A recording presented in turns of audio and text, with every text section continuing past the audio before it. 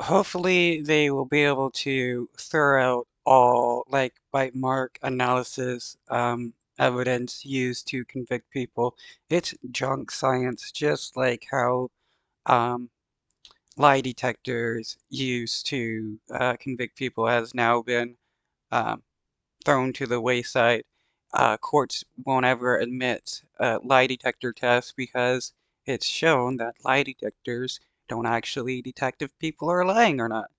Um, Here we have a dude who has been released from prison after being convicted for a crime he didn't commit based upon a bite mark analysis.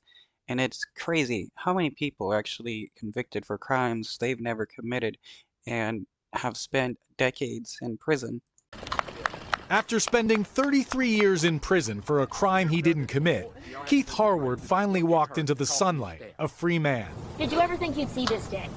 No, I didn't. More than 7 years later, Harward now lives a quiet life in rural North Carolina. It's always a great day to be out of prison. But not entirely quiet. He's trying to get the word out about the junk science he says wrongly put him and many others behind bars. It reminds me of another case where uh, bite mark analysis was used to determine somebody committed a crime. Um, it's supposedly a sandwich that was bitten by the person who broke into a house was the intruder. Come to find out, it was actually done by the owner. Bogus bite mark comparisons. What do you want the public to know about bite mark evidence specifically? That it's garbage. It's crap. You can't believe it. It doesn't mean anything. Harward was convicted in 1983 of raping a woman and murdering her husband. A so-called forensic dentist who had helped convict a notorious serial killer told the jury his teeth matched bite marks found on the woman's leg. He got up there and with his 4x6 photographs of my mouth and the bite marks and stuff and said, well, I was a past president of this and I helped Ted Bundy go to prison. I was done. That was it.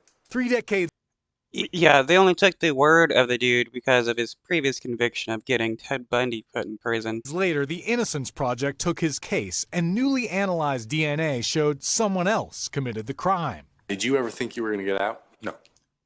Oh wow, the use of DNA evidence, that is something that is actually, something that we can use to determine who did what when there's like blood splatter and stuff at the crime. That is way better to be used than, junk science like, this dude bite marks supposedly line up with this other dude's bite marks. And it's like, come on, let's actually use real science to convict people when there should be a conviction. I was going to die in prison. 4 separate governmental scientific bodies have concluded that bite mark comparisons aren't valid. The National Institute for Standards and Technology, the gold standard for measurement science, said in 2022 that bite mark analysis lacks a sufficient scientific foundation because human dental patterns have not been shown to be unique at the individual level. One So why has it taken this long to finally show that uh, bite mark bite mark analysis is junk, just like how it took so long to show that lie detectors is just junk. 2016 study found that self-described experts couldn't distinguish between animal bite marks and human ones. People that were That is hilarious. Self-professed experts couldn't even tell what bite marks were what. It is truly pathetic. And how many times has these people's words been taken in court? board certified did not agree about what a bite mark was. If a science isn't a science and it's not reproducible and it's not reliable, courts of law should not allow it in, period. Yet bite mark analysis has been used in thousands of cases, and no U.S. court has ruled it inadmissible. There are still many people still in jails because of bite mark testimony. Charles McCrory, Though it's not about actually convicting the right criminals. Our jail system is just about convicting as many people as possible to fill up our jails so that 4 private prisons can have slave labor. McCrory has been incarcerated for 38 years, convicted of murdering his wife based on bite mark evidence. He spoke to us from a prison facility. Mr. McCrory, did you kill your wife? I did not kill my wife. After the original dental expert recanted his testimony, prosecutors offered him a deal: admit to killing his wife and go free. You refused.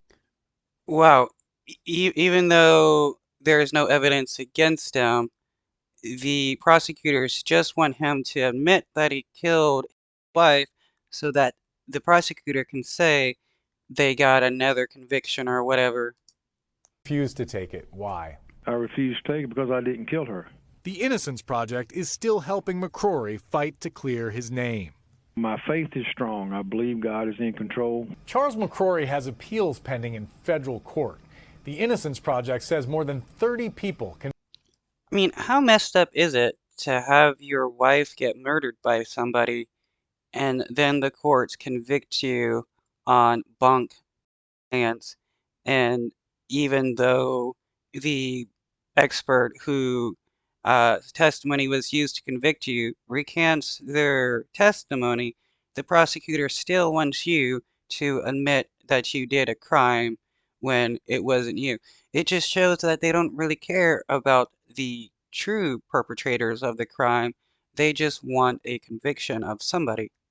Convicted on false bite mark comparisons.